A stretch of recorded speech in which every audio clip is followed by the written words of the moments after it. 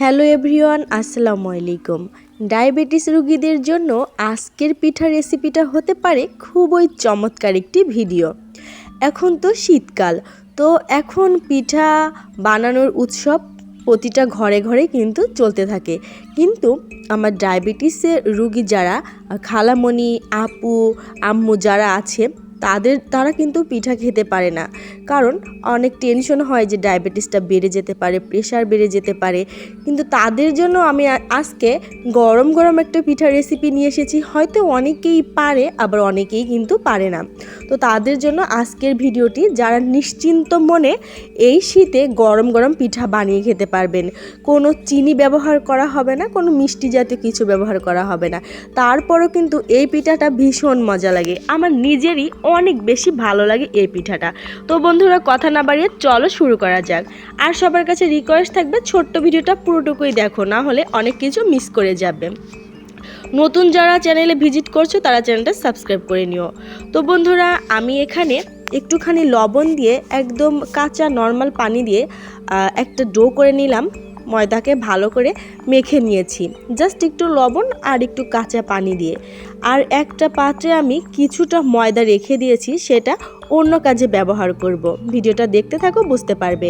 বন্ধুরা, আমি এই মুঠোটা, মানে এই পিঠার নাম আমরা আঞ্চলিক ভাষায় মুঠো পিঠা বলি, অনেকে অনেক কিছু বলে ডাকে। তো হাত দিয়ে একটু হাতের মুঠোতে নিয়ে জাস্ট দেখো, একটা চাপ দিলেই এরকম মুঠো মুঠো হয়ে যাবে। দেখো, পিঠাটার নামই মুঠো পিঠা। হাত দিয়ে একটু ডো নিয়ে হাত দিয়ে একটা চাপ দিলেই মুঠো মুঠো হয়ে যায়। আর এখানে আমি একটা পাতিল নিয়ে নিয়েছি, আর এখানে কিছুটা পানি দিয়ে আমি গরম করে দিব, চুলায় বসিয়ে দিব। যেহেতু ঝটপট পিঠাটা বানাবো, একদিকে পানি গরমে বসিয়ে দিচ্ছি, আর একদিকে আমি পিঠাগুলো বানিয়ে নিচ্ছি। পানি বলক আসা পর্যন্ত অপেক্ষা করব।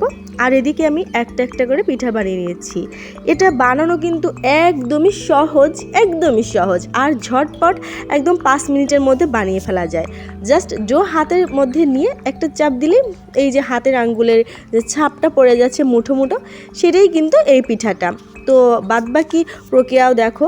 এখানে যে আলাদা পাত্রে আমি ময়দা রেখেছিলাম, মানে চালের গুঁড়ো রেখেছিলাম, সেখানে একটু লবণ দিয়ে, একটু পানি দিয়ে মেখে নিচ্ছি। বন্ধুরা, এই বলতে ভুলে গেছি, এই পিঠাটা কিন্তু চালের গুঁড়ি দিয়ে করছি। তোমরা চাইলে ময়দা দিয়েও করতে পারো, কিন্তু চালের গুঁড়িটাই বেশি মজা লাগে খেতে। আর শীতকালে তো বিভিন্ন রকম পিঠা হয়, সবগুলো কিন্তু চালের গুঁড়া দিয়েই করা হয়।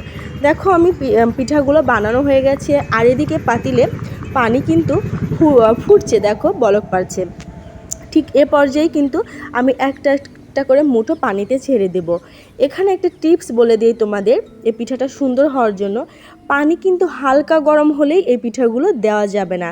যখন ফুটন্ত গরম টকবক করে ফুটতে থাকবে, ঠিক তখনই এই পিঠাগুলো ছেড়ে দিতে হবে। তাহলে পিঠা গুলিয়ে যাবে না, সুন্দর আস্তে আস্তে থাকবে। এটা মাথায় রেখো। তো একে একে সবগুলো পিঠা দেওয়ার পরে এভাবে আমি 3 থেকে 4 মিনিট জাল করে নিয়েছি। একটা পিঠা আমি তুলে একটা পাত্রে মাঝখান দিয়ে চামচ দিয়ে কেটে দেখব যে পিঠাটা সিদ্ধ হয়েছে কিনা। যখন দেখব সিদ্ধ হয়ে গেছে, ওই যে একটা পাত্রে আমি গোলা বানিয়ে রেখেছিলাম ময়দার, মানে এই চালের গুঁড়োর যে ময়দা গুঁড়ো বানিয়েছিলাম, সেটা আমি গোলাটা কিন্তু দিয়ে দিলাম। দিয়ে আবার 2 মিনিট ভালো করে জাল দিয়ে নিব। এভাবেই কিন্তু রেডি হয়ে গেল আমার আজকের এই পিঠা রেসিপি, মুঠো পিঠা।